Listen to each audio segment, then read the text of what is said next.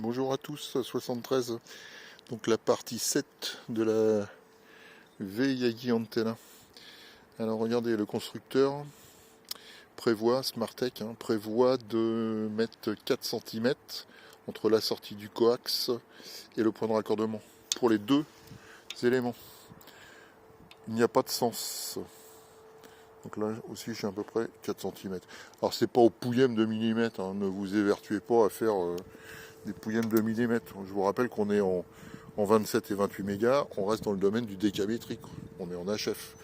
Donc n'allez pas vous tordre les méninges à essayer de faire absolument. S'il y a 3 cm d'un côté et 4 cm de l'autre, ça va. Par contre, pas question de faire 1 cm d'un côté puis 4 cm de l'autre. N'essayez pas de raccorder absolument l'âme ici au plus près et puis en mettant l'onde là-bas. Faites un V, en fin de compte un V équilibré. Voilà. Ensuite, j'ai prévu ça. Alors, vous voyez, c'est un collier de la marque Sarel, pour les citer. Je ne sais même pas si ça existe encore, la marque Sarel. Je pense que oui. Hop, c'est vieux, ça. Et c'est pour le mettre ici. Ah oui, que je me mette bien avec mon téléphone. C'est pas facile de tenir le téléphone.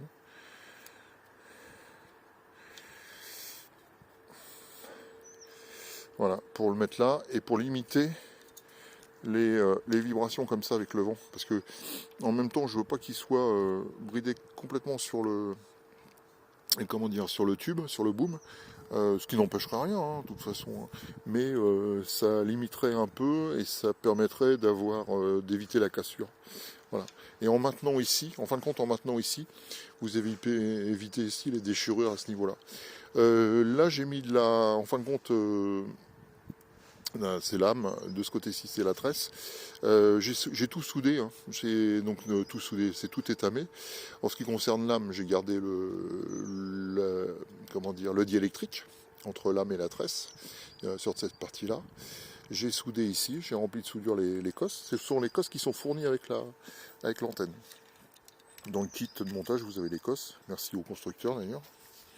Grazie mille, Smart Antenna.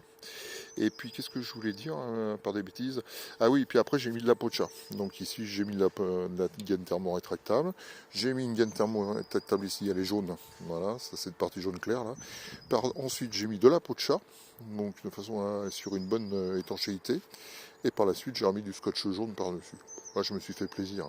Les puristes, je pense à certains OM, un clin d'œil à Christophe, on aurait mis ici un petit riselant, de façon à éviter que le scotch se dévisse. On fait ça dans le domaine des professionnels quand on raccorde des bretelles sur des antennes panneaux par exemple. Voilà.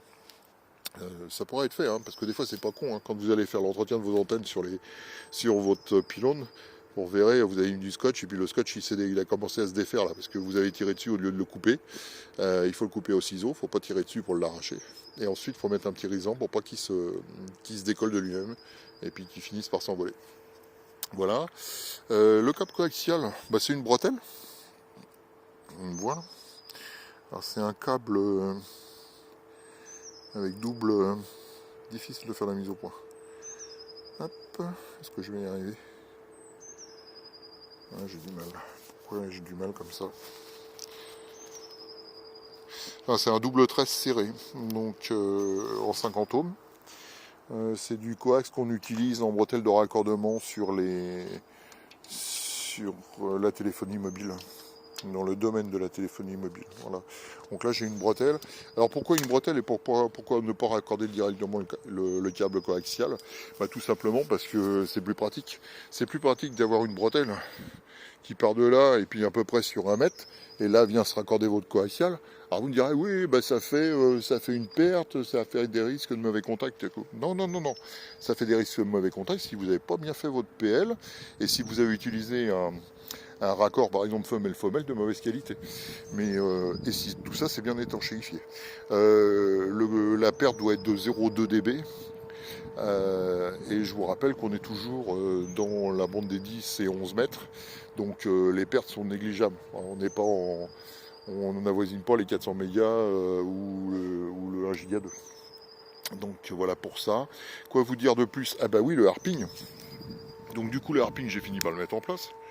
Dans la précédente vidéo où je disais rien, J'avais fait ça avec mon doigt. Bon bah vous voyez, là j'ai refait une pièce en alu. Et puis j'ai réutilisé, j'ai pas réutilisé, j'ai utilisé la pièce, cette petite pièce là, ce petit chevalet, qui est fourni, pontet, qui est fourni avec l'antenne. Donc voilà, j'ai mis un écrou nul stop, des rondelles, bon j'ai assuré, hein, j'ai fait un peu fort là quand même, ça va pas se barrer. Donc voilà, et après j'ai équilibré entre les deux. Donc j'ai quoi? J'ai à peu près, alors c'est net ou c'est pas net?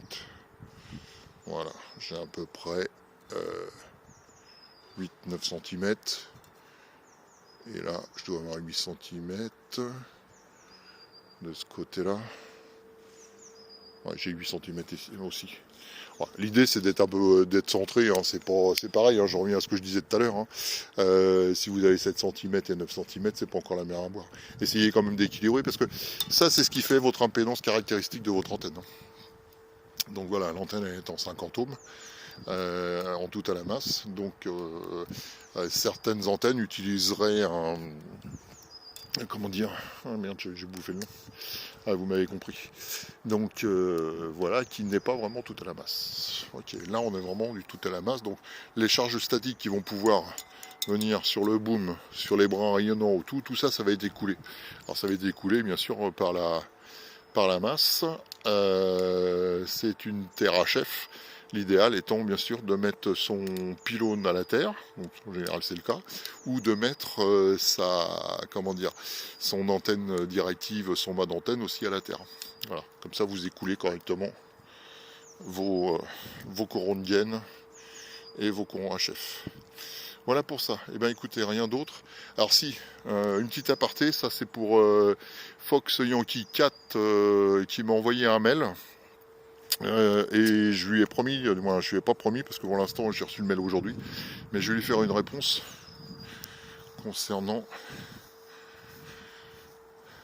cette antenne là, voilà, concernant la V680, c'est promis, Fox Yankee 4, je vous fais une réponse rapidement suite à votre question. J'espère que vous avez commencé à préparer votre kit antenne, là, votre assemblage.